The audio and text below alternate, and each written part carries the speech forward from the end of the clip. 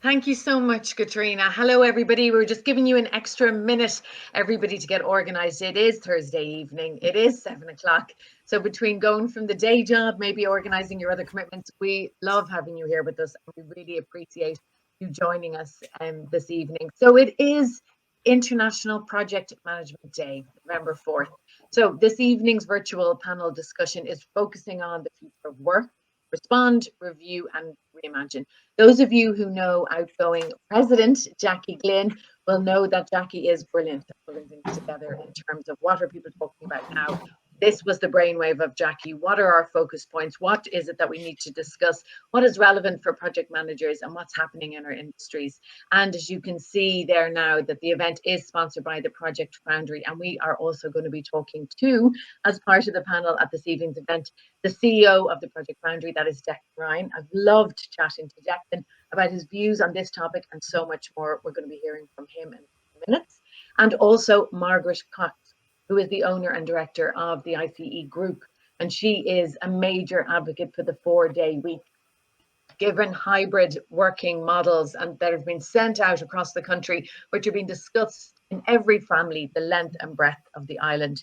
Let's find out more about how Margaret thinks this can work for us as an option, the 4-day week, what needs to be done, both from the employee and the employer, and that shift in mindset.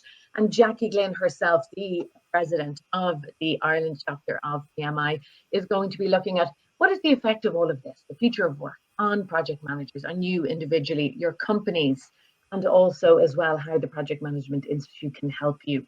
Little bit of housekeeping. We're going to, just before I introduce you to Jackie, we're going to be really keeping you involved in the whole evening. Right now, if you have any queries or questions, pop them into the Mentimeter comment section and also into the comment section here on Hopin.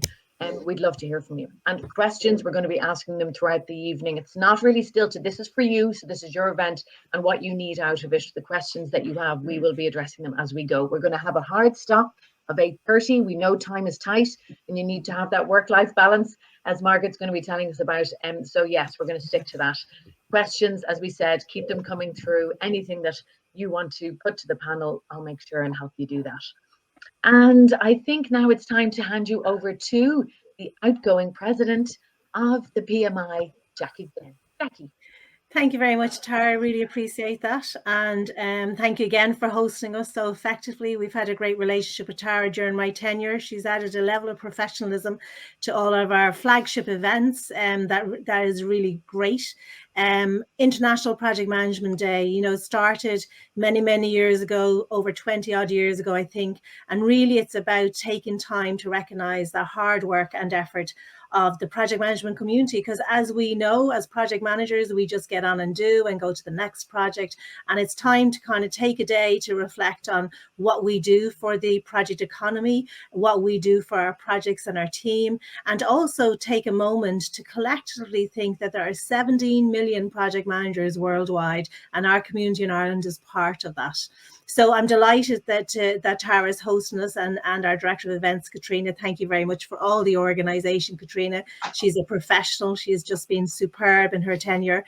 And we really want to get into the nuts and bolts of the future work. I mean, everybody's talking about it with the ongoing changes and how the COVID-19 virus is changing and tracking. It's just a state of flux. So we thought this would be a good topic to look at for the future of work. So I'm really excited. And I'm delighted to have Declan on the panel. I think myself and Declan met on a Project Foundry International Project Management Day about 4 years ago. And we've been trying to kind of say we'll do this. So I'm delighted that we've eventually got Declan on the panel this evening on an International Project Management Day to have this discussion. So I'll hand back to you, Tara, to kick us off. Excellent. Thank you. Declan, you're first in the hot seat, and it looks very hot from wherever you're sitting right now with that lovely light shining on. Is it a little glow lamp that you're sitting under over there? It was some nice inserted LEDs, which sounded like a good idea at the time, but in practice, probably not the best. I don't know. You have a lovely glow on that as we head into winter. It's looking pretty good to me. We're just as you're starting, Declan. It's great to see we've got some questions that people can interact with now on the Mentimeter poll, and Katrina Collins is an absolute whiz at this school. I love it. She loves it. She has us all adapting it and adopting it. So the first one we asked, where are you in the country? We're going to come to that in a second, just to see who's with us, who you are, where you are in the room, bring us all a little bit closer. And also, oh, here we are. It's coming in from Dublin, Meath, Cork, Limerick, Dublin Central, Athlone, Germany, Frankfurt am Main. Ach so, ich liebe es, wenn die Deutsche sind mit uns heute Abend. Es ist so schön, Sie kann auf Deutsch reden. I know, I love getting to use the bit of German. And Louth, Athlone, Limerick, Cork. Great. Let's keep an eye on that. Lovely to have you all with us, as we said earlier. It just brings the community a little bit closer. Another question that we wanted to put to you is, which area are you working in? What is your job title? So now we're seeing we've got Declan. This gives you a bit of an idea who you're talking to. You have IT managers, senior project managers, program managers, and also program directors, project coordinators, and excellent head of PMO. Brilliant, actually, which is relevant to you, Declan. So the first thing, Declan, that we'd love to have a chat about with you is, where are you at the moment as CEO of the Project Foundry? You know, where do you see things as being? There's a great line that we had in our chat getting ready for today, where you were saying people need to stop talking about if they are returning pre-COVID times. There are no pre-COVID times going forward. Talk us through that a little bit more from where you're at. Hey, Taragh. I just lost audio as you've done that. Bear with me one sec. I'm very sorry. Not at all. Are you back with me now? Well, actually, before we go to Declan, what I might do, Jackie, your hot seat lady, no better woman. We said it before, we said it again. Oh, wow. You really wanted to focus on the future. Oh, Declan's back with us now. This is really, sorry, I love headphones, technical issue. Sorry, Taragh, if you could ask the question again. No problem at all. It just shows to everybody we're not lying, we're really live, or else we're really good at pretending. So Declan, back to the question there, what we were saying was, there is no going back to pre-COVID measures in terms of you as CEO and, you know, bringing your company and staff into the future, and, you know, for your clients that you're very focused on. It's adapting, it's changing, it's being flexible, it's being agile. Talk us through why there's no going back and there is and needs to be a new going forward. Yeah, great question, Taragh. So I might maybe give you a bit of insight to, I suppose, the start of our journey through COVID, how we as a business ourselves have adapted, have helped our clients adapt. And so some of the key themes and the big ticket items that have really, really raised their head over the last 18 months or so. And I think what's really even hit us in the last month or so is that we're not necessarily even at the end of the journey, that we're now into a stage of flux where we were perhaps thinking, you know, post-lockdown, vaccinations, return to work, etc. It's really only the beginning of the next stage. And we've seen a couple of different stages throughout this as a business. Going back to March of last year, so very much, you know, the shock to everybody as we went into lockdown. And as a business, we needed to adapt and we needed to react fairly quickly. And an awful lot of people on this call will be familiar with the phrase business agility. It's a phrase that's cropping up more and more throughout our conversations as project managers, as change professionals. And it was really beginning to put that into action in the real world. So taking it out of, you know, the theory and what we've seen and read, and maybe applied some of it in our client engagements, and really probably a case of the cobbler's children have no shoes, beginning to put that into practice against our own business. And there's a couple of key steps that we took early stages, and I have to say hats off to our team, because we'd two sides of the coin. We had a commitment to our clients, and we had to help our clients through an awful lot of challenging times, looking at what projects to keep going. I'll summarize it as agile portfolio management. We had to be there for our clients, working in partnership proactively to help them along and get them to some sort of steady state over that kind of Q2 phase. And at the same time, we needed to get to work on our own business. And there's a couple of big things that we've done. So I'll talk you through some of those. So yeah, do, Declan, because I think just to give an insight into what it was that you had to do would be great. Yeah, so I think technology played a big part, but also culture. So everybody in this call will be very, very familiar. We began to roll out a number of different tools and technology stacks, so Zoom, MS Teams. We were perhaps lucky in one sense that because of the way we work with our clients in the lead up to COVID, we tend to run global projects from here in Dublin. A number of our teams were already well set up for remote working. And it came naturally to them. It wasn't as big a transition for those. We definitely seen then almost like a two-tiered approach required, where our office-based team maybe struggled initially and had more of a, I suppose, a steeper adoption curve to get used to this ways of working. They were used to the corridor conversations. They were used to the cup of coffee conversation to get things done. And we also even seen that bleed into, I suppose, how we run our governance and steer calls with clients. We weren't able to sit down and have those cup of coffee conversations before the big meetings to get prepped. And everything became, and this has come up internally and with our clients, that things tended to become a little bit more transactional. Everybody's calendar began to fill up back to back with Zoom call after Zoom call, Teams call after Teams call. And it took a conscious effort to be aware of that, adapt to it, and ensure that, I suppose, the softer side of things needed a real focus and structure to it, which may sound counterintuitive, but to not be overly transactional and to ensure that we're actually putting time in for those cup of coffee conversations virtually, and making the best of a bad situation. Absolutely. And you know what, Declan, you're proof of the pudding right now, okay? Your image is gone. We still hear you. We're focused on what you're saying. No better person to bring it across and make the information accessible. There you are, you're back. In a way that we can, as you're speaking about, we adapt and move forward.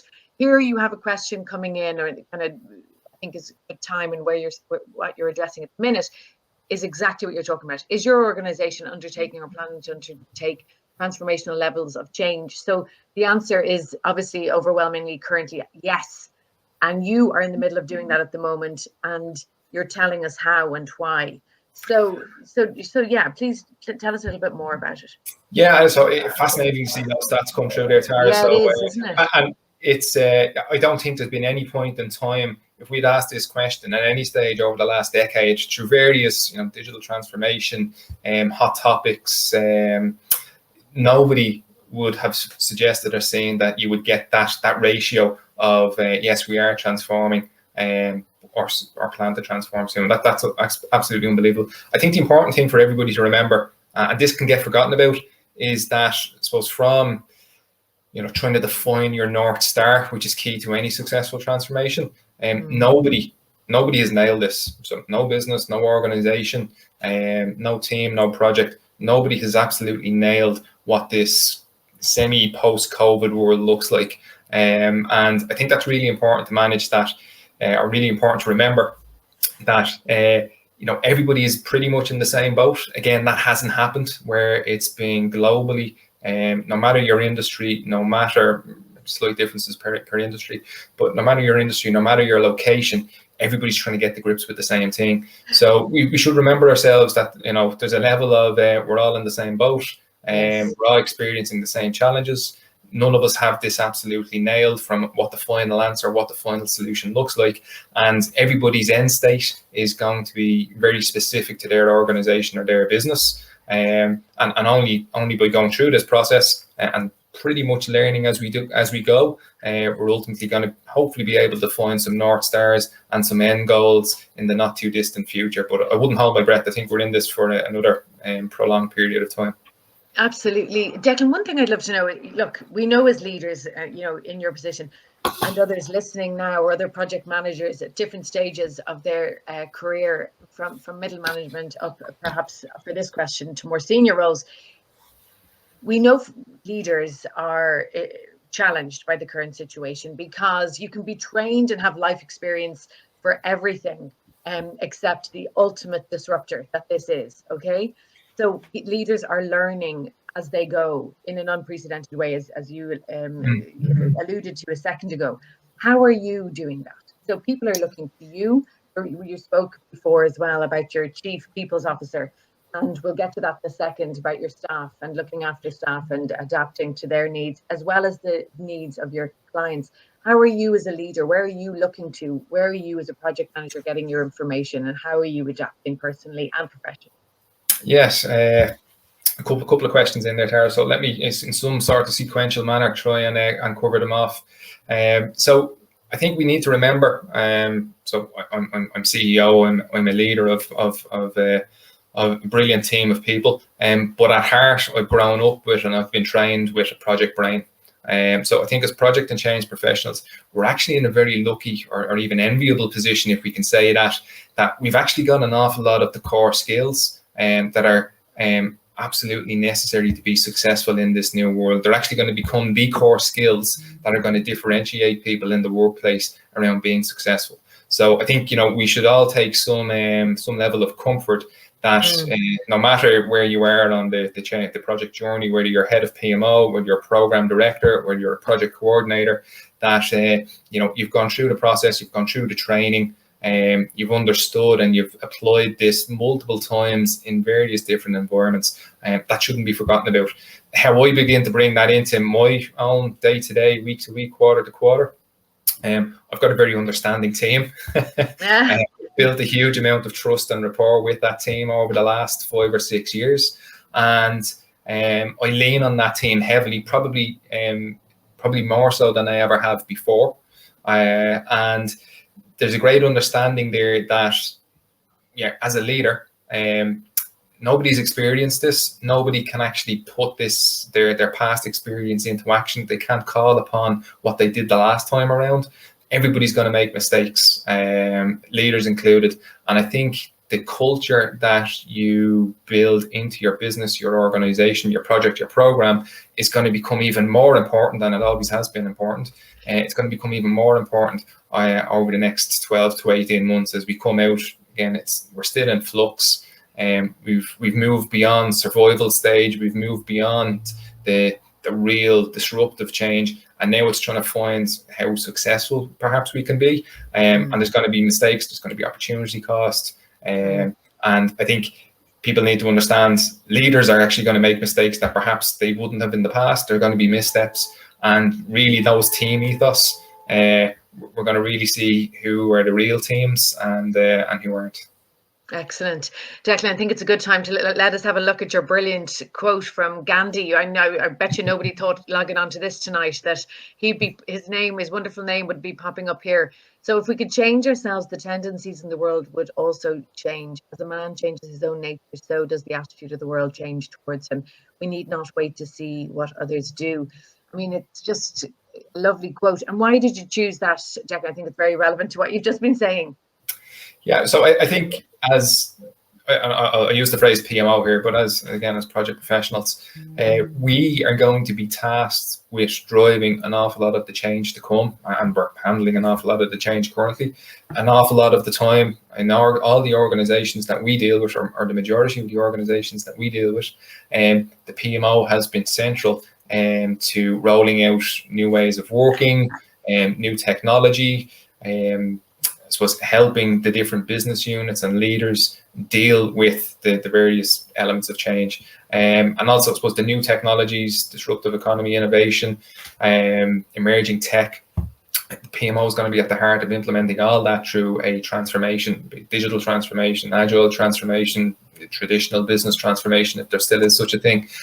So I think, we need to not only be the implementers of that, we need to apply it to our own environments, our own working practices, and our own ways of working, our own technology stacks, our own tools, rather than just impose it or deliver it for the business. And I think that will lead to better outcomes overall. Excellent. And when we look at one of the Mentimeter polls that we had up there, how has technology enabled you to respond to recent events? No better person as CEO of the Project Foundry, Declan, to answer that, given what you've done yourselves and how you've pivoted in your own company. Would you talk us through some of the key changes that have stood to you and your team for your clients in recent months? Yeah, so digitization as one step along the digital transformation journey has been key to us. That's all driven, though, by the needs of people, the needs of clients. So I'll give you one or two worked examples, Taragh, maybe that will get to life. So Nicole, our Chief People Officer, worked extensively in the early stages to fully digitize our onboarding process and pivot that onboarding process to ensure that it was covering all the key pillars about the new ways of working within ourselves, within clients. Thankfully, we were still able to win business going throughout COVID, and we were able to onboard new teams, new projects. So that onboarding process was key, and it really sets the tone for people then for the remainder of their time with us. So that was one good example. There's a couple of various tools and techniques that I can share with people after this that Nicole used to help with that onboarding process. And then I suppose going back to my previous point around, a number of our teams had been set up for success, given that we were managing global teams and remote projects, remote project management, remote program management on the run up to this. So we had an awful lot of the tools and techniques available to us already, and we introduced a couple of new ones as well. So just one or two technology stacks that I think are good go-tos. So, you know, we're big fans of Canvas-based collaboration in the Project Foundry. So tools like Miro were really, really useful to us. Obviously Microsoft Teams, Zoom, getting to grips with all those types of tools were really, really good. And I suppose internally, it also really gave us the time to do, because there was a level of drop in activity. We took a look in the mirror and we began, a big digitization piece, digitizing our business processes internally, and then beginning to digitize and improve a number of our customer-facing processes then as well, like new client onboarding, running steer codes virtually or remotely, sharing information, etc. And it's been I won't say a hodgepodge, but you know, there's been a number of very fast iterations. We've been lucky that we are fast learners and we've learned fast. We've run a very much a kind of a sprint-based mindset, and I think that kind of sprint-based mindset, learn fast, innovation, and you know, being able to still put your client, not forgetting all this talk, technology and change, etc. For us as an outward-facing organisation, not to forget to put the client at the heart of everything that we do. Excellent. And actually, Declan, have a look here at some of the responses that come in, because I want to get back to Nicola, back to your Chief People Officer and to the staff before we move on to Margaret. But have a look there at some of these. How has technology enabled you? So people are referring to anything jumping out at you there. I see offering teaching and learning online, shift an online model into a hybrid model.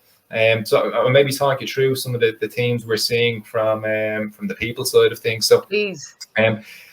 So we're not dictating a return to work policy. What we're doing is we're setting people up for success to deliver wherever they may be. What we're actually finding is an awful lot of our team are beginning to gravitate naturally back towards the office. Particularly, Miro was great a tool as it is, and as much collaboration online as it promotes. We can't be getting in front of a whiteboard as a team with some donuts and a cup of coffee and working maybe late into the night on some new innovation or some new client project we have.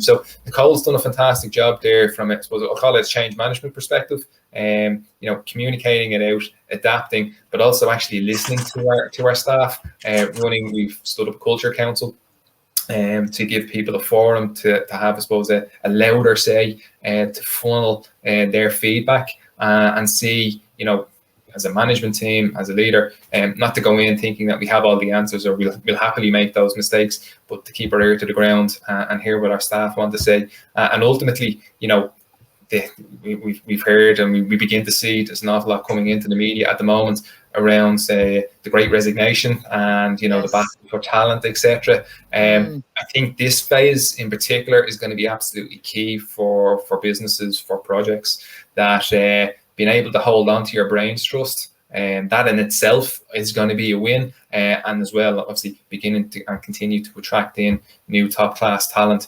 The change aspect it's always been important. It's going to become even more important over the next 18 to 24 months. Declan, a perfect segue into Margaret, who we'll go to just in 2 minutes, is I love what you said before about your outcome focused versus clock watching. You know, I mean, has this been something that you were always working towards in the Project Foundry, or is it something that really have noticed is important during the pandemic and as we go forward? Yeah, so outcomes focused. So we've got a global team ourselves, so we run global projects primarily from Dublin, but we've got a global team, and it's not necessarily about the time you clock in or clock out.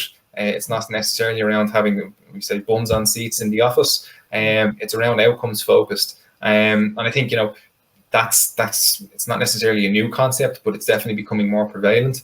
It's been inherent in my way of working throughout my career. Didn't matter whether it was on a client site, in the office, working from home, results got delivered, and that's what it's all about. It's we're in a results-based business. I think again over that next kind of 12 to 18 months and beyond, because I definitely think there's going to be a shift, from a generational shift, with more of the millennial cohort moving in from project coordinator into project management, senior project management, program management pieces. I think companies and cultures need to be ready to focus and dare I say, accept that, adapt to that, that it's about outcomes. It doesn't matter where you are. Excellent. Declan, loads more to put to you and to ask you, and we'll come back to you on that in just a couple of minutes time. Thank you so much. Really, really interesting. And get your questions in now. That you can put them into the comment section or pop them into Mentimeter, and we'll come to all of those together with the panel. We'll be discussing some key questions before we open it up to the floor. But if you have anything you want us to pause, zoom in on as we go along, this is for you. Just let us know and we'll do that. Now, as we said, perfect segue from Declan to Margaret Cox, who is the owner of and director of IC Group, and also the advocate of the 4-day week. Margaret, I have been dying to find out more about all of this and how can it work. As Declan says, we're moving into this stage where, if we weren't there already, we should be outcome focused. And this gives us a little bit more, perhaps, work-life balance at a time when people seem to really need it. How does it work? I don't even know where to start. Maybe we'll just start here with you, Margaret, explaining it to us. It seems very obvious, a bit of Ronseal, what it says in the tin. Is it that simple? It's probably not that simple, Tara. And for anybody who goes into it thinking, we just stop working on whatever day, they're probably a little bit naive, and they're setting themselves up for failure. I have to say, and firstly to everybody, happy International Project Management Day. Moving to a 4-day week is an amazing project to be involved in. Take that message back with you to your organizations, either as leaders or as supporters, or whatever way that it is that you're doing it. Can I say that it is an amazing gift? It's been over 100 years since there's been any major change in any way in the work week. And if we look at the changes in technology since, the Industrial Revolution, remember when people used to work 6 days and then it went to 5.5 days, and now we're talking about, we had gone back to the 5 days, and now we're talking about 4 days. That is an amazing change, and it's an amazing opportunity for people, for organizations, for our communities, for our businesses, for everybody. And I know I begin to sound like a sort of, I was a bit looking at Gandhi there and thinking, gosh, he probably had all the messages, but I am powerfully impassioned about the 4-day week and the change that it can make to people's lives. So how does it work? Very simply, the idea behind it is that you go from 100% productivity. You maintain that, you change your hours. Some organizations go down to 80% of the hours, some organizations go down to less, and then you pay 100% pay. So let me tell you what it's not. It's not working all your hours that you used to work in 4 days. That's called compressed hours. The 4-day week is not compressed hours. It's not dropping off 20% of your pay, 20% of your days, and working a 4-day week, but only getting paid for 4 days. That's not a 4-day week. A 4-day week is taking the benefits of those technologies that Declan spoke about, taking the benefits of the re-engineering that we've seen as part of the pandemic and the benefits of that. And it's getting our work done in a focused manner, delivering the same productivity that we used to do in 5 days, but delivering it in 4 days. And to the people who say that's not possible, I would remind you of the 9 weeks we have in the year where we have a bank holiday. What happens at work those days? What happens in the week before you go on holidays for your 2 weeks in the summer? You know, do you get everything ticked off the list pretty much? And then when you come back after your 2 weeks holidays or after your bank holidays, are you energized? Are you focused and are you happy? So in ICE Group, we changed from 5 days to 4 days. We went for a model that we call fixed flexibility. So you work Monday, Tuesday, Wednesday, Thursday, or you work Tuesday, Wednesday, Thursday, Friday. And what that means is that everybody in ICE Group works a 3-day weekend. And that's the model that we've chosen. There are lots of different models out there. You can do whatever suits your business, but our model is that. We went from, with the agreement of our team, from a 39-hour week down initially to 36 hours. And we want to bring it back again by another 2 or 3 hours over the next. We would have had our plan was to be at that stage now, but COVID got in the way and that's created some different challenges for us. But we work 4 9-hour days versus 5 8-hour days. That's what we do. And the ask is do the same work. And indeed, what we've seen is 20% more productivity. We pay the same rate of pay, but you don't work on either a Friday or a Monday. Does that give you a sense of what we do, Tara? I'm not quite sure if I've explained it too well. It really does. And some of the questions that I'm sure people will have, you're probably going to answer as we go through this. But some of the things, Margaret, what sort of pushback are you getting or have you seen, or if any, from this initially? Because if we go back to one of the Mentimeter, I'd love you to comment on this. The one where do companies, I think it was, have a 4-day week. We had a graph there. Katrina will bring it back up to us. I love Katrina, her fingers working great. There's Gandhi back to say hello to us. Yes, has your organization ever considered a 4-day week? And no is the overall answer, right? Which is interesting. So maybe if you could have a comment on that, but just before you do, bearing in mind, in a minute, there's another slide which talks about the new flexibility arrangements, pre-COVID, probably during COVID, and then post. But this is interesting. Has your organization considered a 4-day week? Most people are saying no. And that is really interesting. And in fairness, when we started to describe it or to talk about an IC group, and we've been doing this now since the 1st of July of 2019. So we were lucky we had put it into place before COVID hit.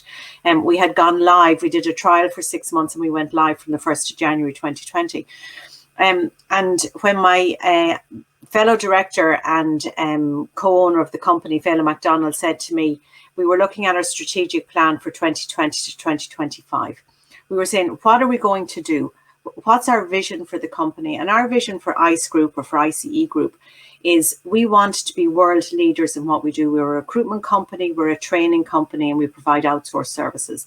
We have remote offices. Well, we have offices in Ireland, but we have an office in Sydney in Australia. And we used to have an office in Dublin, but now we're never going to have an office in Dublin anymore because we're going to do it all on Zoom. So we don't need a space. We're going to rent space whenever we need it in co-working spaces. But we were very much an old-fashioned company.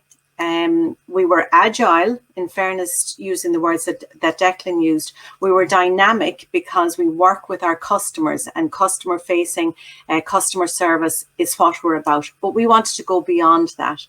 And the question was, how are we going to make that transition? What are we going to do? And Phelan said, well, what about the 4-day week? What about doing something amazing for our clients, doing something amazing for our employees, and doing something amazing for our communities? And that was the idea of the 4-day week. And I know that, I think Katrina said earlier on, there's got to be no cursing on this program now. But when Phelan said to me, what do you think? And I went, you don't think that's going to work. So I was like St. Paul on the road to Damascus. I didn't believe it. I didn't believe we could actually do it. But it's made such a change. So I suppose coming back to the people who think no, I would say to you, think about the benefits. And there's a question there. What would you do with your 4-day week? Yeah, I love this. Have a look at those answers, Margaret. What jumps out at you? Well, this is the answer. Sorry, it's flying across on my screen. Well, I'll throw some of them to you. So basically, somebody had PhD. Somebody else said they'd make it longer as still have to go. Oh, yeah, this was the thing you said, doesn't become the case. Let's address that. Why doesn't, you said that your 5 days work do not end up being done in 4 days. How? And this is the beauty of the system. It's about a change, and Declan talked about the culture in their organization that changed, and sort of, culture is so important. You've got to change your mindset.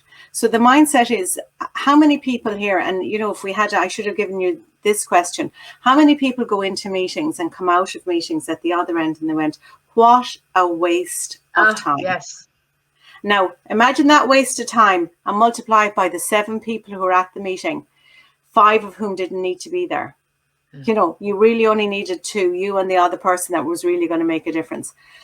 Take all of that saving in terms of meetings for a start. That reduces the time at work. We reduced meeting times, and we said, as a rule, meetings will never go past 30 minutes. If it needs to go past 30 minutes, organize something different. We say, never come into a meeting without an agenda and without knowing what the purpose of the meeting is. So we went back to simple Word documents. We had a set agenda. We put times against it, a bit like what we were doing for today, for tonight's meeting. Everybody knew what they were going to, when they were going to speak, what they were going to say, and what they were going to, what time they had available. So it was the first, very simple. That made a huge difference. Then we look at protected time. So if lots of us work in open plan offices, maybe some of us are even in offices where we have this open door policy.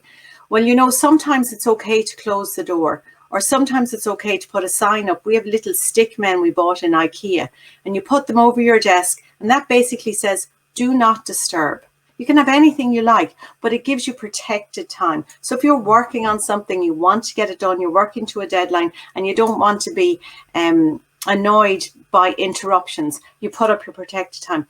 The other thing is, how many of us sit with our mobile phones on our desks? Yes. Now, hands up the wonderful people who don't look at WhatsApp, who don't look at Facebook, who don't look at LinkedIn, who don't check something else, in case there's something wrong. That doesn't happen. You leave your mobile phone, unless it's a company mobile phone, you leave your mobile phone in your handbag or in your pocket or in your drawer or whatever, and we stop wasting time. So our focus was on, how do we become more productive? What are we call them 4-day week behaviors that we do in the weeks that we have bank holidays, that we translated into the 5-day week, and we reduced it back. Love it. And that's what we did. It's really simple. You have to think about it and you have to plan it, but it's really, really simple. And I love it, Margaret. Sorry, go. Yeah, the prize. The prize, Tara. Look at 3-day weekend.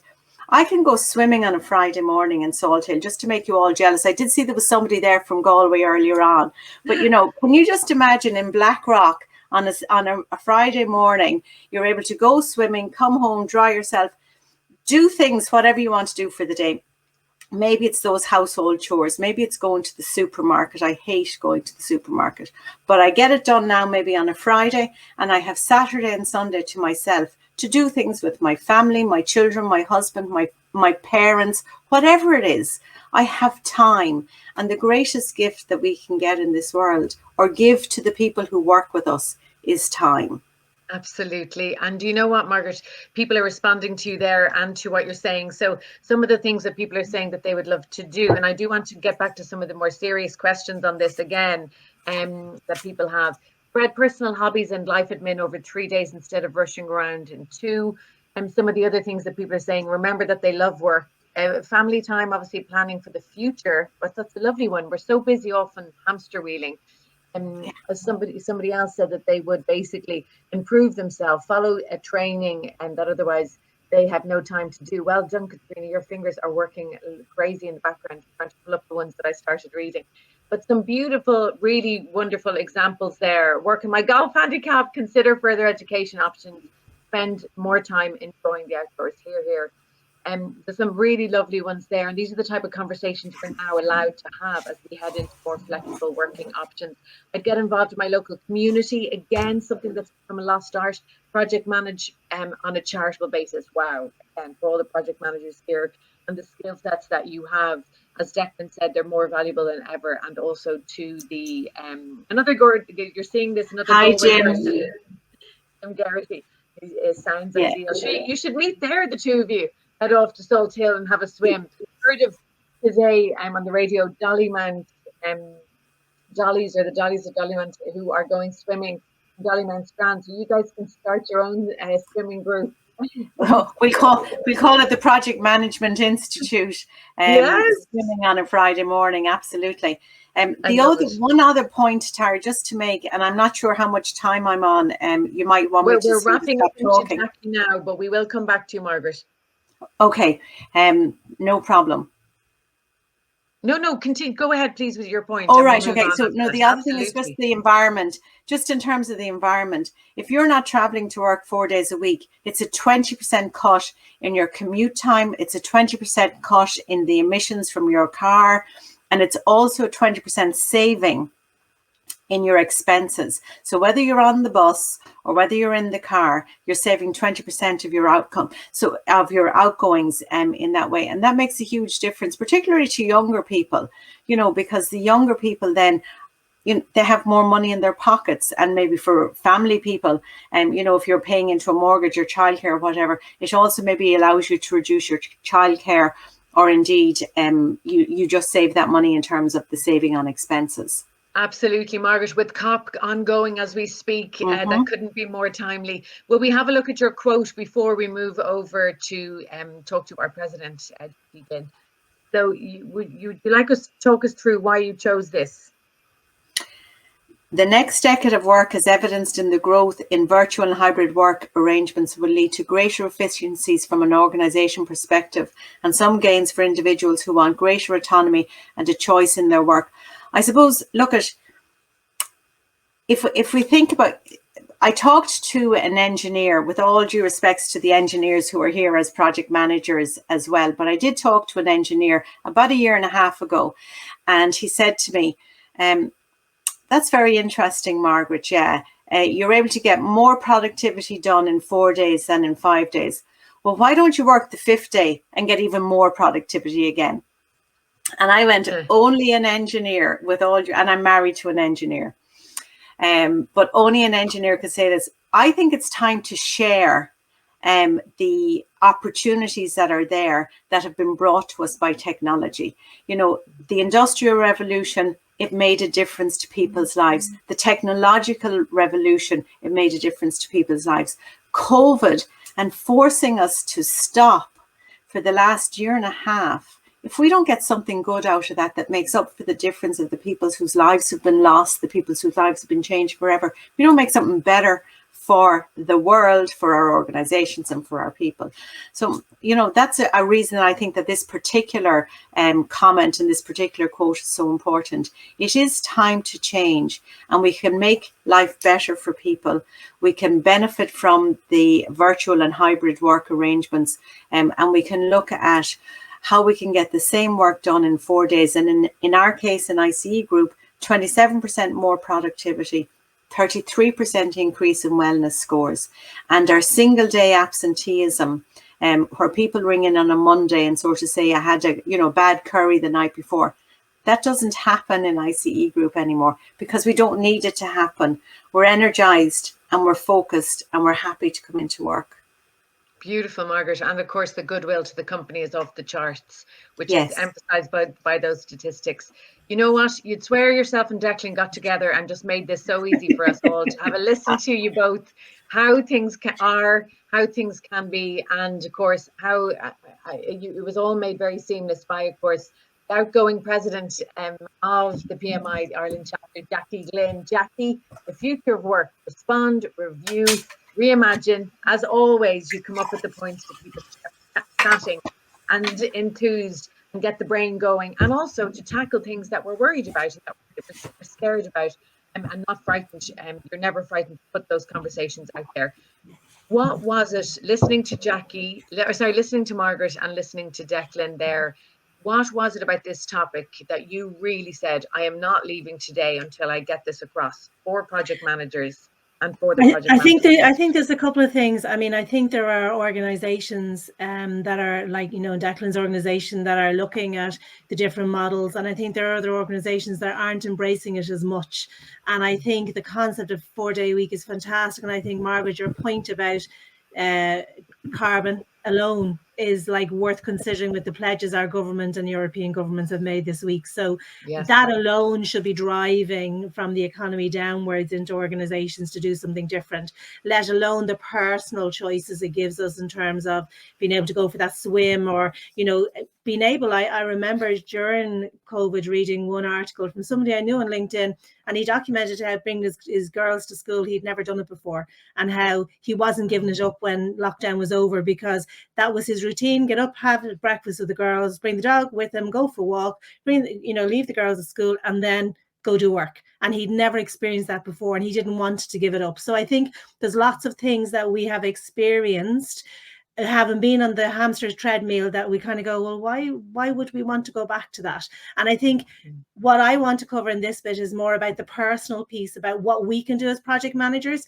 And I'd like to take us a little bit back to the strapline of respond, review, and reimagine, just to get to the reimagine stage and how PMI might help. So in the respond phase, like really, when you look at all of the stats out of the PMI and, you know, their pulse of profession, like the amount of projects done during COVID-19 really far surpassed anything and any expectation. And that's because it had to, because it was driving organizations. Change drives organizations. So we really are fundamentally witnessing the project economy, where projects are front and center of how things get done in organizations.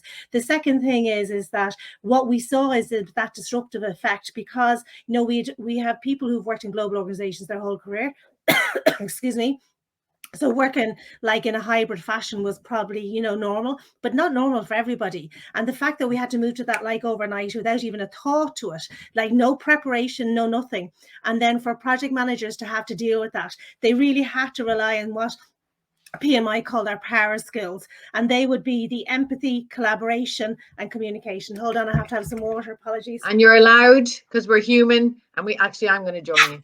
Let's just have a little. So I like the phrase of PMI using power skills, but actually, on those long walks that I used to take every day during lockdown, I was really into podcasts, and I really prefer Simon Sinek's one, which is they should be called human skills, because that's what they're about. Project management is about bringing the people together, and it's those human skills that empower us. So what we saw in that respond phase was us using all the technical pieces and then bringing out those human skills so that we could do what we need to do.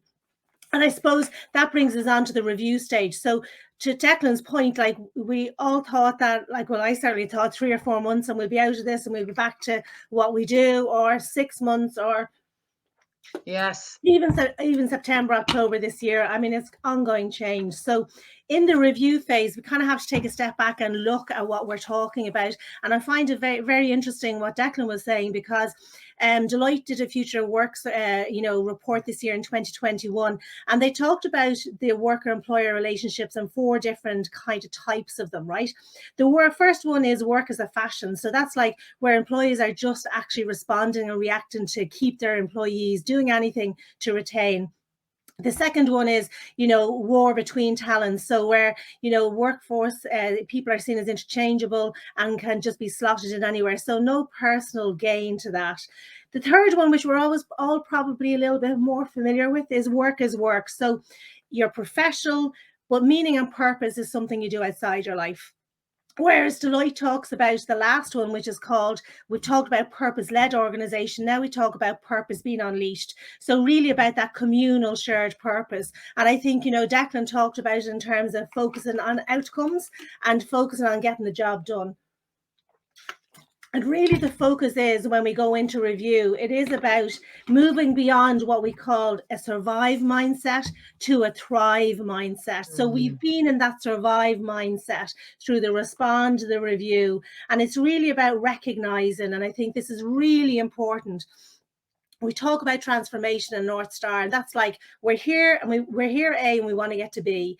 We're now in what the PMI calls a really disruptive state, where we are going to see continuous rather than episodic disruption. And really, when we talk and look at, from a theory and organizational change perspective, I saw Karen Sompar from UCD there, one of my old lecturers. You talk about different models, but the best model, I think, now, when I think about what we're living through, is the Bridges transition model. And it's really a thing about not going from A to B and we know how to get there. It's really like, well, we're here, we know we need to go somewhere, and in the middle there's what they call the DMZ, the demilitarized zone. So anybody who has been seeing, you know, anything on war will understand that DMZ is put in place for a reason. It's a buffer until you figure out what the next step is, and that's really what we're living through the review stage. And then we come to the Reimagine stage, and as Declan says, and Margaret, there's all sorts of initiatives by companies. There's 4-day weeks, there's hybrid working. But then what do you as individuals need to do yourself as a project manager, you know, because things are changing, and, you know, if we don't change with them, then we're not going to be in that talent space that we need to. And as PMI conducted their Pulse of Professional 2021, it was called Beyond Agility. And Declan referenced business agility. And what PMI really talk about is they talk about something called gymnastic enterprises. And these are where the focus is on outcomes rather than process, totally aligned with where Declan is coming from. And a real balance between structure of governance with the need to pivot and get things done. And these are all really focusing and leaning into that agile concept of agile as a mindset. And indeed, the PMI this year launched PMBOK 7, their 7th edition. And they really talk about 12 principles of project management, and they talk about, you know, tailoring everything to what you need, but they also talk about operating in a VUCA state where things are uncertain and things are really unclear. So we're no longer are we able to say we're going from A to B. It's about adapting to that uncertainty and learning the skills to be able to do that, okay? When gymnastic enterprise, I think Declan mentioned it, he talked about the different types of leaderships. I think in this situation, what we're seeing is the managers are going out the window, because we don't need managers, we need leaders. We need people who build inspiring and empowering teams to make things happen, who support them, who help them understand how to learn fast, not fail fast. An old ex-boss of mine used to say, let's not say fail fast, let's say learn fast, and apply it and move on, which is exactly what all our leaders and we have to do these days. So we should be applying that in terms of how we deal with our teams, okay? And then the other thing that it really feeds into is that whole piece of having that growth mindset, you know, that, you know, it's not just about, oh, I've done all this in the past. It's hard work, good strategy, and input from others, learning from others is going to help us move forward.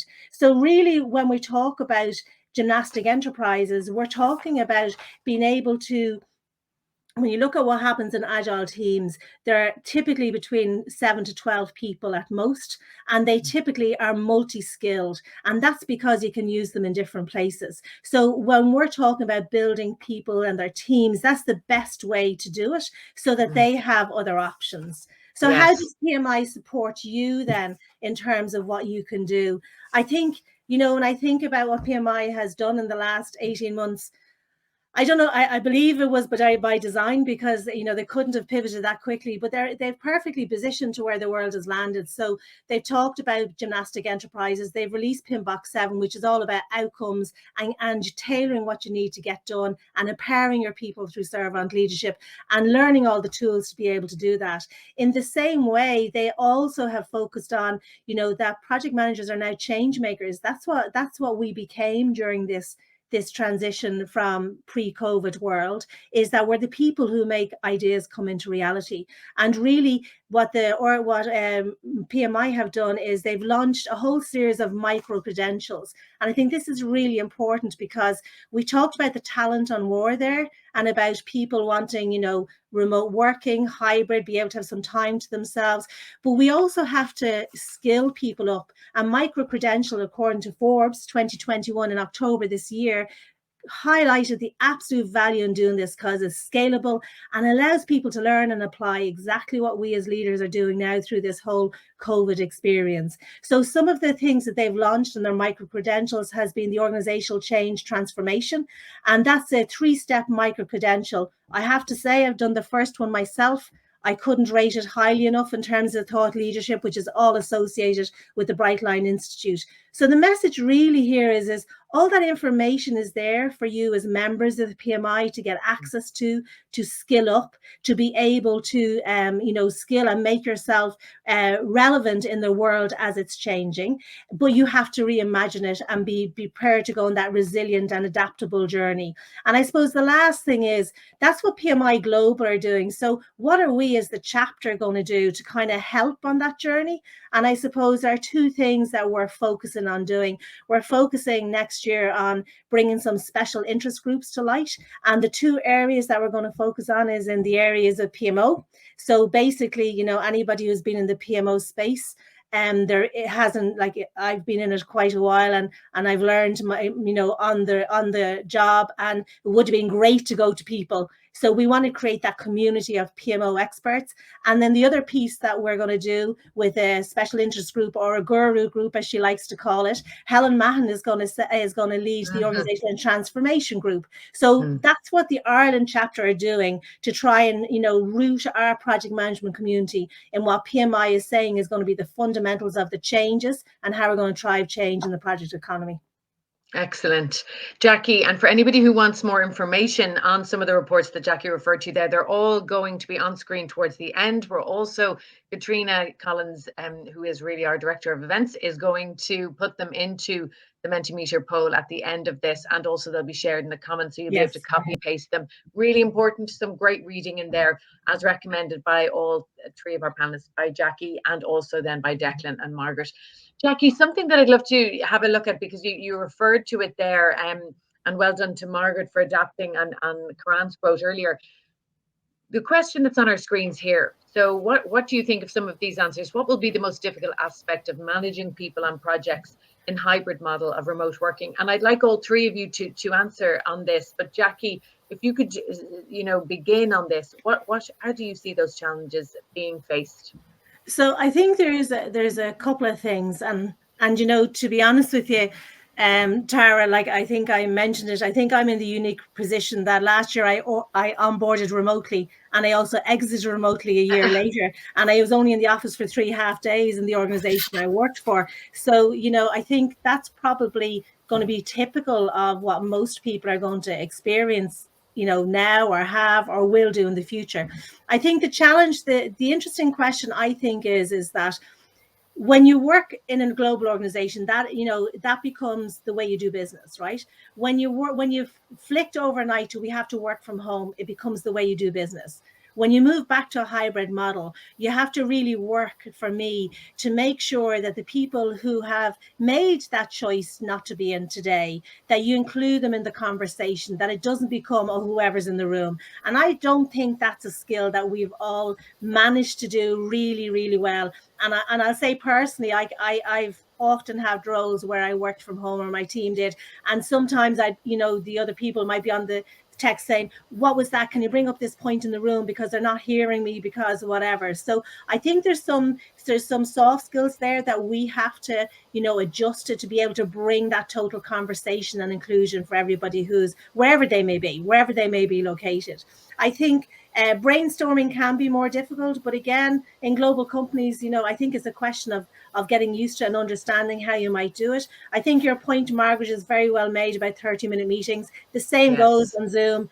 God, you could be on for an hour and a half and 50 people on, and you're thinking, what the hell am I doing in this call? Whereas 30 minutes, short, sharp, shop, away you go. If you're brainstorming, you're doing it for an hour and you're done. You're not going to be able to do it for a whole day. So you need to structure a little bit different, is what I'd say. So I love that. We have an 8:30 hard stop, folks, so we promise to get you out in time for that. So do send in your questions, because we will be stopping at that point. Jackie, before we move to Margaret, we will be getting you to come back in a second to talk us through your Brené Brown quote, because it's brilliant and it's very relevant. Margaret, what would you say the key challenges are, given your experience with the 4-day week, but also with hybrid working in general? I saw something there actually earlier, something, if we run back to it again, it was the, actually everything becomes a meeting, no desktop conversations, still much more positive than negative. one of the things that we introduced was a better use of Teams, and the chat function, and because as an organization we didn't use WhatsApp because that was a private network, so we didn't have people on WhatsApp. So everything was an email, and I'm sure your inboxes are the same as everybody else's. Do you even get to the end of the day's email before you're ready to go home in the evening time? Or are you sitting there till 6 or half 6 trying to open all your emails? So we decided, well, on MS Teams, we're just going to use that for internal information. If I have to send an email, it's only to our outside, to our clients, or it's from external in, or from us to externally. So we're using MS Teams in a way that we use the chat function, we use the meetings function, we keep our notes on it and whatever. And that has helped the point that somebody is saying, not everything then becomes a meeting. It's really quickly, if you're in a channel or if you're in a team, to send in something, everybody sees it. Some people can comment on it, some people not, but everybody can look back on it then again in terms of finding it. So I agree that you've got to be careful not to let everything become a meeting, and that is an issue. I think that the measuring productivity, and I would wonder in a project management sense, I would have thought that project managers are really good at measuring productivity. I would think that's your bread and butter in terms of measuring productivity. There are lots of other industries that would have greater difficulty. But I think it is really about measuring so that people know, A, what's expected of them, B, how they're going to get to do it, and C, recognition that when it gets done and that it's done correctly. I think that's really, really important. So if you're measuring productivity, which is the key to the 4-day week, because how can I say I have 20%, 27% increase in productivity if I wasn't measuring the productivity before we started? I do actually agree that the getting to know people, that those personal relationships, and Jackie, I think your point was so important. There are so many soft skills that we need to develop in that area of getting to know people on Zoom, or even learning the etiquette of Zoom, learning what's correct or what's not correct. Or maybe it's just going back to the basics. Maybe we've become lazy. Before COVID, we were lazy because we could do whatever we wanted in our face-to-face or relationships. Now we have to work a little bit harder at them. To give you an example, I mean, Tara, in fairness, tonight's event, Katrina put so much effort into coming and talking to us. You put so much effort into coming and talking to us. I know it was all on the phone. But when we came onto the dress rehearsal earlier on in the week, I felt, oh gosh, I know these people already. And then to talk to Declan and Jackie at that and come on tonight, I felt I had a connection with the people. So I think we can. But we have to work on it, because it would have been really easy for me to go, oh, I'm too busy, I haven't time to do a dress rehearsal, or I'm too busy to talk to Tara or whatever.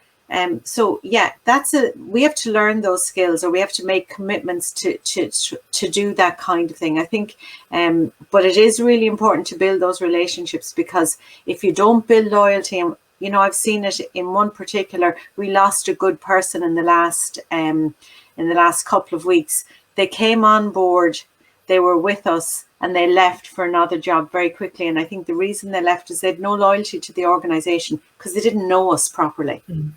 We dropped the ball. The girl was a really lovely person, but we didn't really get to know her enough. So I think that that's a skill set that probably needs to be nurtured and managed by HR, by leaders, by colleagues, and realise that it's really, really important.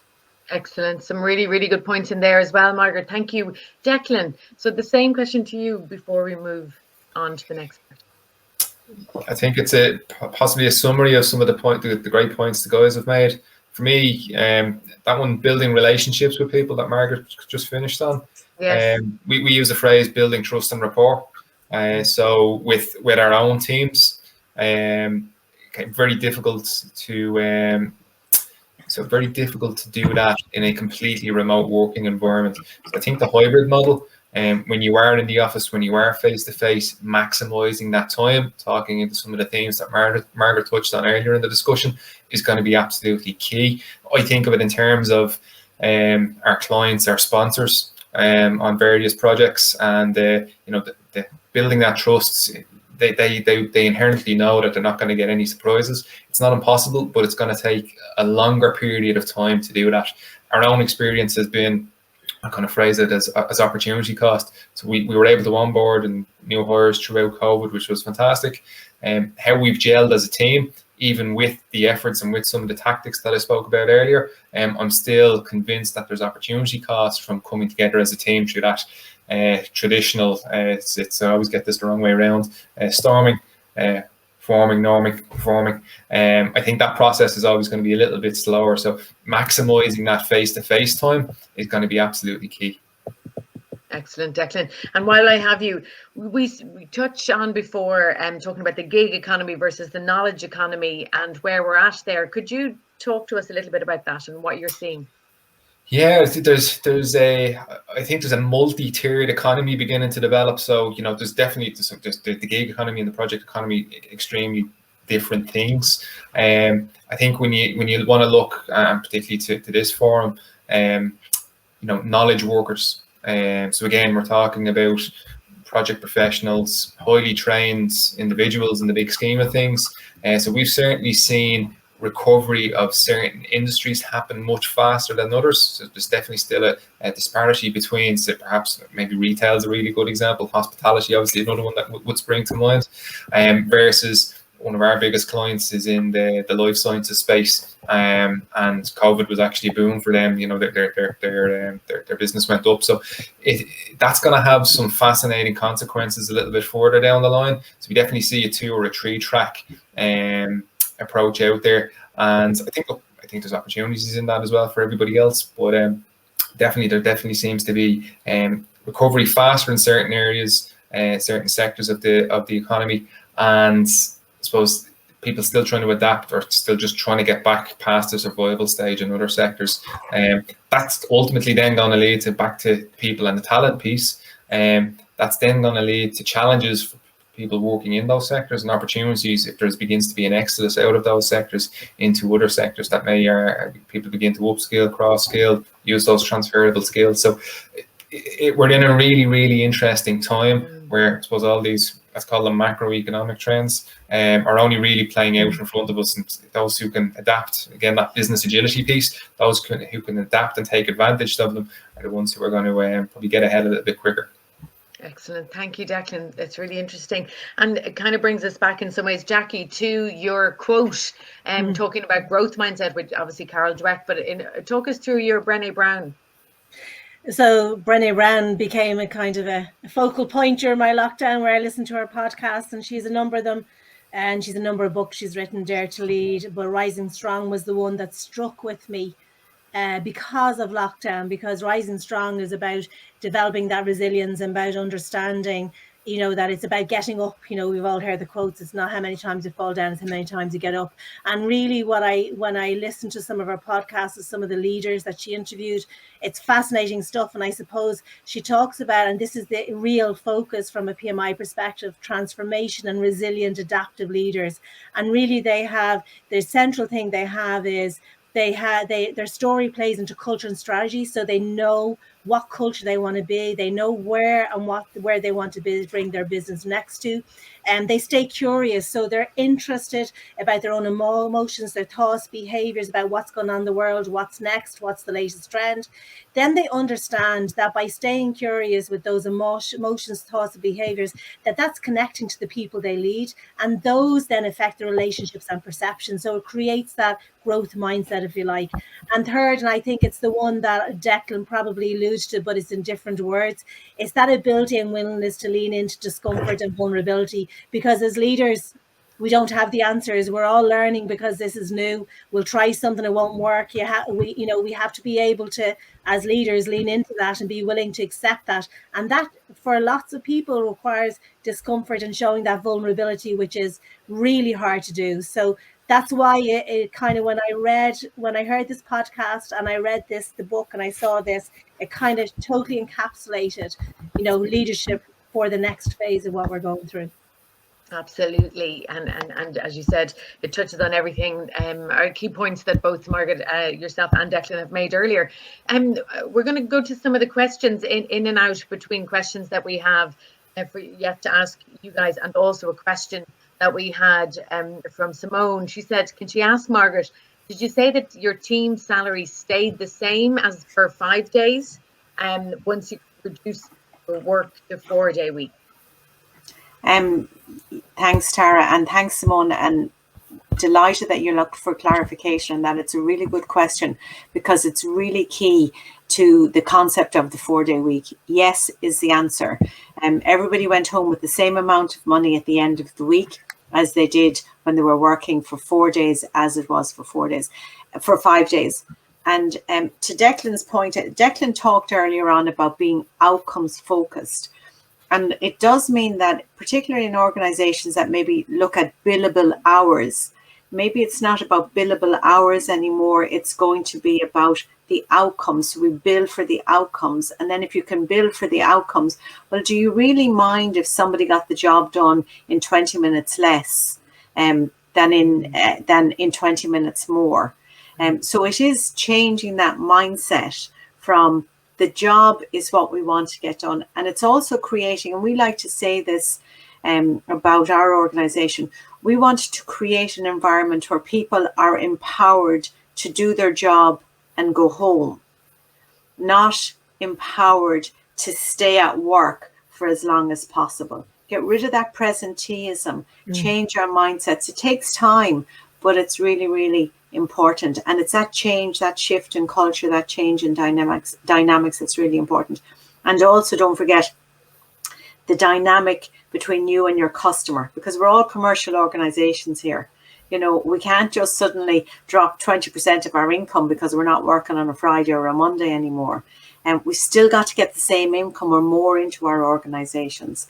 So we've got to bear that in mind. So thanks, Simone, for a great question. And I'm sorry I wasn't as clear as I could have been, but it's really great to get the chance to clarify that again.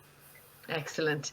Thank you. And one of the questions I'd love to put to all of you is in some organizations, it has, whether that's public or private, and it can be and is being discussed as being a career limiting move to request the hybrid working options that are being offered.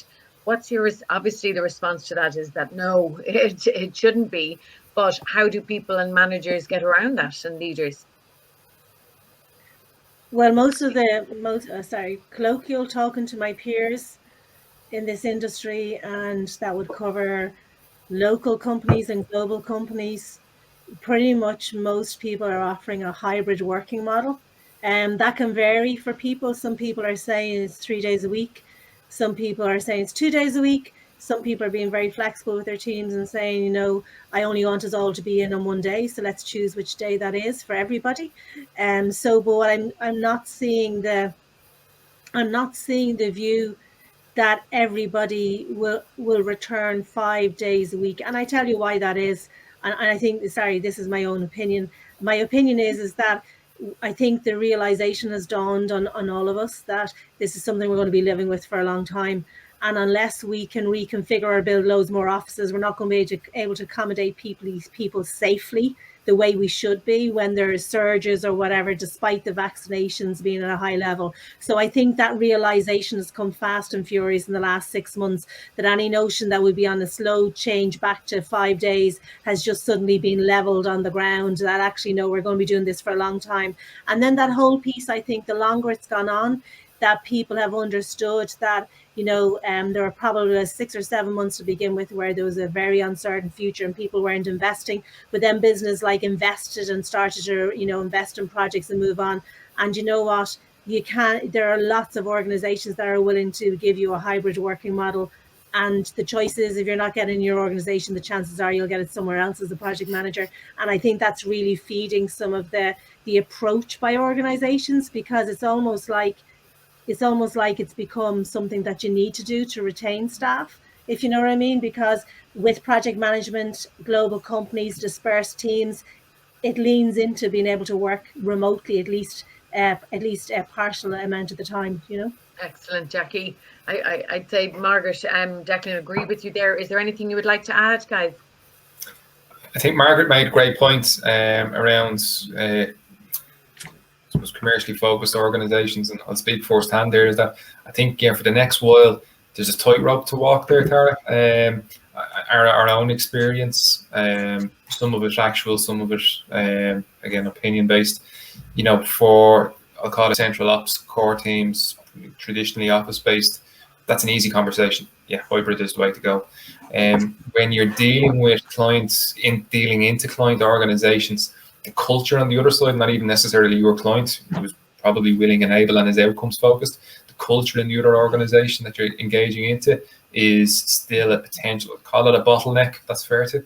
And I think back to competitive advantage, those organizations could struggle into the future because, again, project economy, highly mobile, very transferable skills. Okay, that 12-month engagement doesn't start. Actually, do you know what? I've got another 6 lined up, and the way the economy and the amount of change happening at the moment, that's a big fear and a big red flag for an awful lot of people. Yeah, and very honest, Declan. Very honest of you to say that.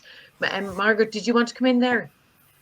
No, I'm listening to Jackie and I'm amazed at, the type of things that she's saying. So I don't really have anything more to add on that, Taragh, other than what I talked about earlier on. And we learn in ICE group, we don't waste our words. We've only got 30 minutes. Yeah, well done. I see you're living your message, and we only have exactly. So here's Carol Dweck. So we spoke about her earlier in terms of the growth mindset, and that effort is one of those things that gives meaning to life. It means that you care about something that is important to who you are and you're willing to work for it, just as Margaret proved to us just there. If we can look, Katrina, as our countdown clock kicks in, at the slide we had previously about the take home from today, or the key focal point. Yes, what change would you like to see happen in your workplace and career in the near future? If each of you, starting with you, Jackie, could just look at something there that is obviously a summary of, well, there's one that Katrina's picked, a summary of, thank you, Katrina, of what people are focusing on listening to the topic today about the future. Well, I actually like that first comment that Katrina brought up, and I tell you why. If you could just bring it up again, Katrina, because this really leans into the whole area change, so we are very focused on being able to change as project managers and change makers, but actually sometimes you can make change happen very quickly. And what I would love in the workplace going forward, that is we still keep that kind of mindset in mind, and that the conversations happen, which is around when we think about things we're going to do, and it's like, and that kind of voice in people's heads that, oh, we can't do that. The answer to the question is, well, what could we do during COVID? What were the barriers that we broke down, the things we did differently? Because really the playbook went up in the air. So if you're going to be innovative and you're going to move forward in business, you have to keep on putting that playbook up in the air. And that's what I'd like to see come out of this pandemic, that there is change that can happen systemically. And then there's big change that needs lots of change and great skills around it to make it happen, transformational change. I have to say, just I know we still have 11 minutes going. It's very reassuring listening to the three of you.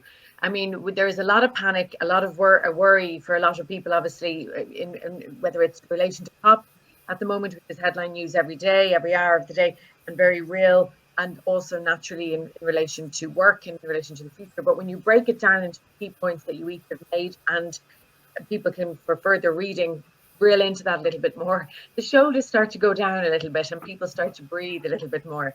The next thing that we would like to focus on is, sorry, Margaret, which point would you like to pull out of that? Well, look, I'm seeing 4-day weeks in a lot of different places.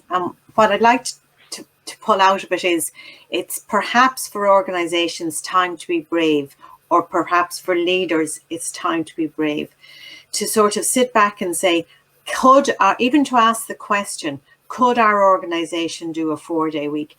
And there's a really, really wonderful lady called Valerie Pierce. She's attached to Trinity College and she has her own business as well. But one of the wonderful things I learned from Valerie was this phrase, which is turn no because into yes if. And I have lived since I listened to her at, I think it was a IITD conference about 15 years ago. And she turned my life around with that phrase. And what it is turn no because into yes if. I'm So writing this. What's her name, Margaret? Sorry again. Valerie Pierce, Valerie, and then Pierce, Pierce. And I'm so sorry, it's Pierce, Katrina. I should have sent you a contact to her website because she's brilliant. But we look at the things and somebody say, no, that can't be done. And what we should do is say, well, that could be done if we did something else. And you start working things around.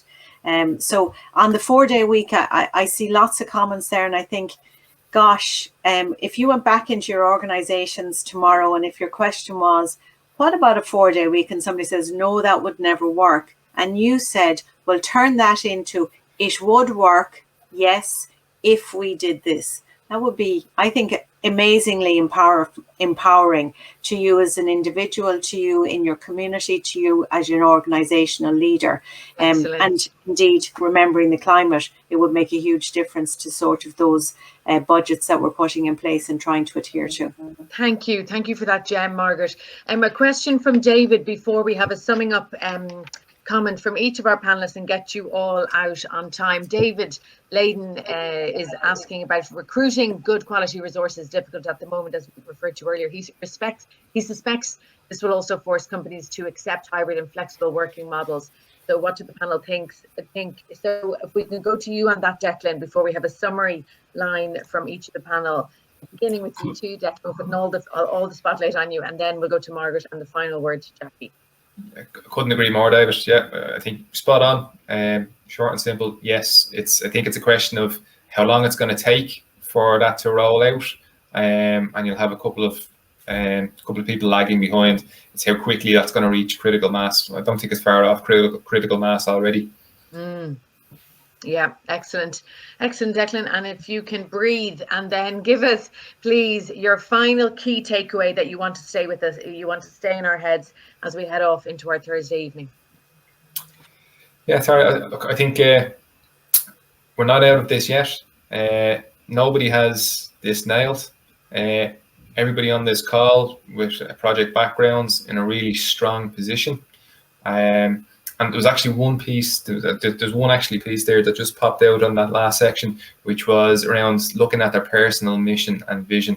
I think there's been a huge amount of brownie points being created by various teams, staff, etc. throughout the pandemic. I think that's a great summary as to, people owe it to themselves to take a bit of a step back, look in the mirror and look at what the future holds, and to paraphrase Jackie, it's the reimagine step. So don't be afraid to take breath and reimagine now.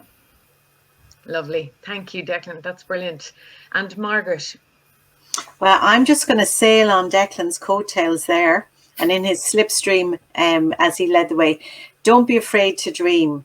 And if you are dreaming and you're thinking about the future, ask yourself and ask your colleagues and ask your bosses or whoever it is the question, could we do this in a 4-day week? And turn no because into yes if. So when they say no, you say, well, what if we did this? And here's the key question. If I got all my work done in 4 days, could I have the 5th day off? And would you pay me the same money? I did see one person here saying the 4-day week would be worth even taking a 20% pay cut in. I say to be brave. Don't mind that. The technology is there. You don't have to give away 20% of your income. Just do the same work in 4 days if you can do that, and then expect the rewards on that. And I do also want to just say, look, it's been amazing to have been invited to sort of chat to you and to listen to all these professionals and all of the ideas that everybody has. So I'm really delighted to have been here today. So thank you all to the audience, such polite people. Nobody even complained about us. They said we were great. Excellent. And actually on that note, Margaret, Declan and Jackie, just before we go to Jackie for the final word here, we're seeing comments coming in there about people talking about parenting, where motherhood was mentioned there, the positives to come out of all of this. I think you've all touched on those, because the benefits are more life work balance, more time to do the other things that are important to you, that have been pushed to the side, forgotten about as we hamster wheel. Jackie, as we're looking at Leo Bracker's face here on that quote, would you like to give us your final key take home? I suppose the key take home for me is we're at a juncture. Declan said it, more than ever, the PMI says it, the amount of project management capability needed in the next 10 to 15 years, we just don't have enough people in this profession to do it.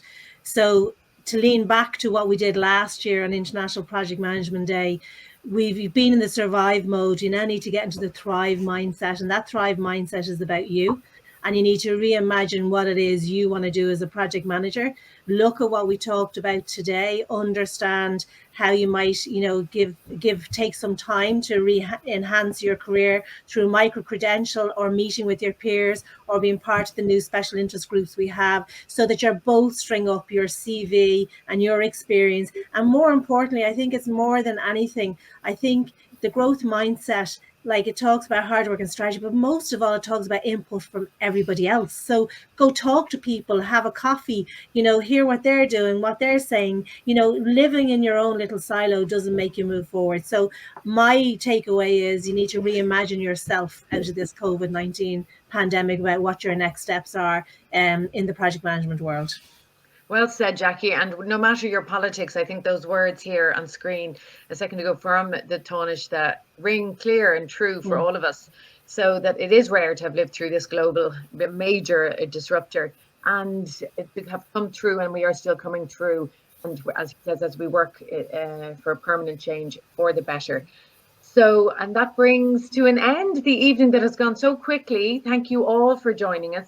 And it is, of course, International Project Management Day. Thank you, Elaine. She just made a comment there to wish that for everybody. And I hope you've enjoyed the panel, The Future of Work, Respond, Review, and Reimagine. The chat has been brilliant. The conversation is ongoing because all of those take-home readings are there for you.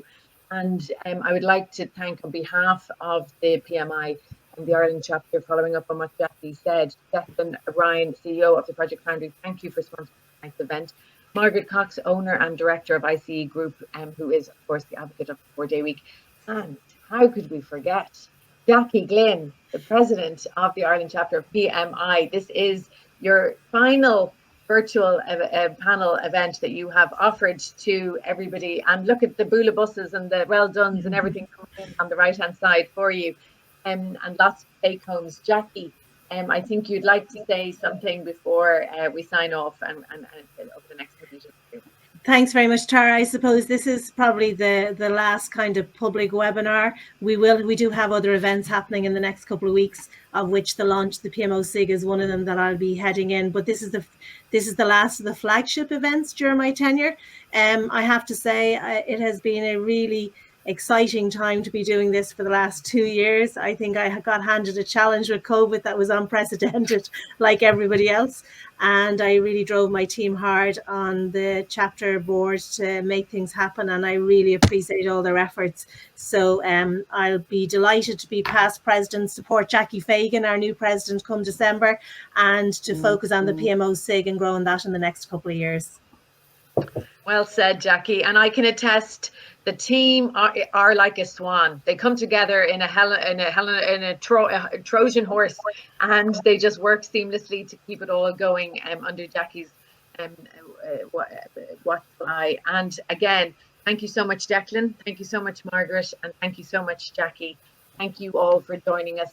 And Katrina, who is the swan of the evening, Katrina Collins, working in the background, is sending on that information to you all now. Thank you so much. I hope you have a lovely evening. Thanks for joining. Thanks, Tara. Thanks, Tara. Thanks, Tara. Bye.